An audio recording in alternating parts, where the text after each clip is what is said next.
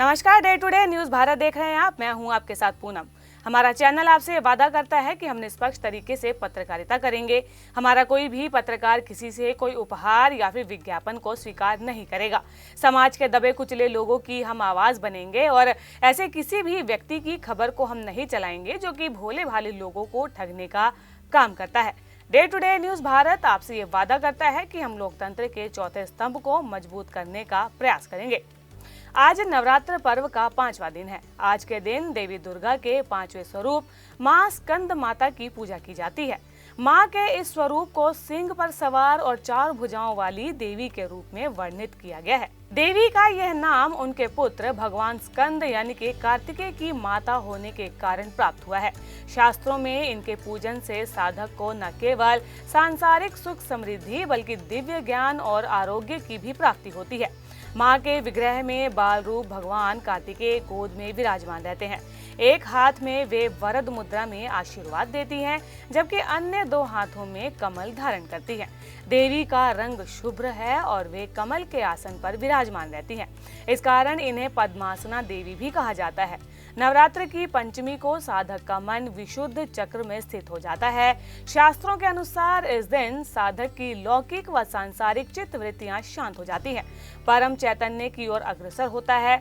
मां स्कंद माता की आराधना से साधक का मन देवी स्वरूप में पूर्णतः तल्लीन होकर आध्यात्मिक उन्नति को प्राप्त करता है। सूर्य मंडल की अधिष्ठात्री देवी होने के कारण इनके उपासक में दिव्य कांति और तेज का संचार होता है।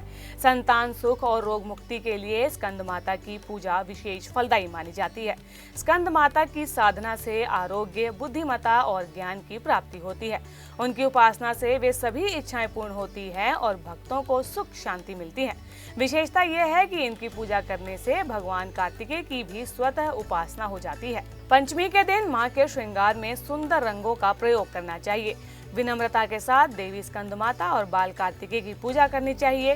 कुमकुम, अक्षत, पुष्प, फल और चंदन से पूजन करें तथा घी का दीपक जलाएं। इस दिन मां दुर्गा को केले का भोग अर्पित करने का विशेष महत्व है। भोग का प्रसाद ब्राह्मण को दान करने से बुद्धि का विकास होता है और साधक जीवन में प्रगति प्राप्त करता है। सूर्योदय से पूर्व उठकर स्नान आदि करने के बाद स्वच्छ वस्त्र धारण करें। घर के पूजा स्थल या मंदिर में चौकी पर मां स्कंद माता की तस्वीर या फिर मूर्ति स्थापित करें। मां को गंगा जल से स्नान करवाएं। षोडशोपचार पूजन करें। मां स्कंद माता को कोमल का फूल, धूप, दीप नैवेद्य अर्पित करें। ओम देवी स्कंद माताय नमः इस मंत्र का कम से कम 108 बार जाप करें। मां स्कंद माता की आरती करें। दुर्गा सप्तशती या देवी कवच का पाठ करें। मां स्कंद माता को केले का भोग लगाना विशेष फलदायी होता है। मां स्कंद माता की पूजा से नकारात्मक ऊर्जा दूर हो जाती है और जीवन में सकारात्मक ऊर्जा का संचार होता है।